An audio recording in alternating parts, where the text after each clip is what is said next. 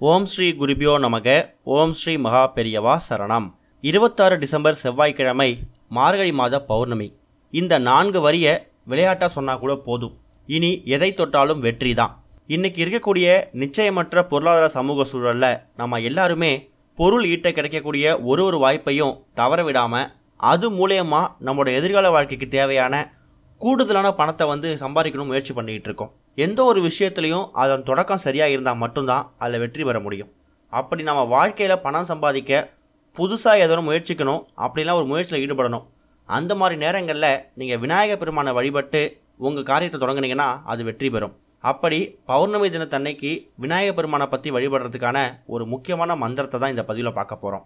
இந்த மந்திரத்தை பௌர்ணமி தினத்தன்னைக்கு காலையில் ஒரு 6:30 மணிலேருந்து இரவு 9 மணிக்குள்ளே உங்கள் வீடு பக்கத்தில் இருக்கக்கூடிய விநாயகர் கோயிலுக்கோ ஏதாவது ஒரு கோயிலில் இருக்கக்கூடிய விநாயகர் சன்னதிக்கோ போயிட்டு அருகம்புல் சமர்ப்பித்து எருக்கம்பூக்களை வச்சு நல்லெண்ணெய் அப்படிலாம் நெய் தீபம் ஏற்றி உங்கள் மனசில் இருக்கக்கூடிய முழு கவனத்தையும் விநாயகர் மேலே வச்சு இப்போ சொல்லக்கூடிய இந்த மந்திரத்தை 27 முறை கூட சொல்லிட்டு வரலாம். அப்படி காலையிலேருந்து சாயந்தரம் வரைக்கும் சொல்ல முடியாதவங்க, கோயிலுக்கும் போக முடியாதவங்க உங்கள் வீட்டோட பூஜை அறையில் ஒரு முறையாவது சொல்லுங்கள். விநாயகர் பெருமானோட நினப்பு வரும்போதெல்லாம் விளையாட்டாக கூட ஒரு பேப்பரில் எழுதி வச்சு இந்த 4 வரியை படிங்க.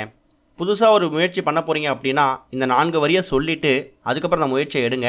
கண்டிப்பாக அதில் வெற்றி கிடைக்கும். உங்களோட தொழில் அப்புறம் வேலையில் கிடைச்ச அந்த செல்வம் அல்லது ஊதிய உயர்வு ஏற்படுறதுக்கு ஒரு பெரிய வாய்ப்பை ஏற்படுத்தி கொடுக்கும். மார்கழி பௌர்ணமி அன்னைக்கு மறக்காமல் விநாயகர் பெருமானோட இந்த ஒரு மந்திரத்தை சொல்லுங்கள். இது வெறும் 4 வரி மந்திரம்தான். ஓம் செல்வம் அருள்க தேவா போற்றி, ஓம் நல்லென எமக்கு அருள் நாயகா போற்றி, ஓம் ஆக்கமும் ஊக்கமும் அருள்வாய் போற்றி, ஓம் காக்க எங்களை உன் கடலினை போற்றி. இந்த 4 வரியை விளையாட்டாக கூட சொல்லுங்கள்.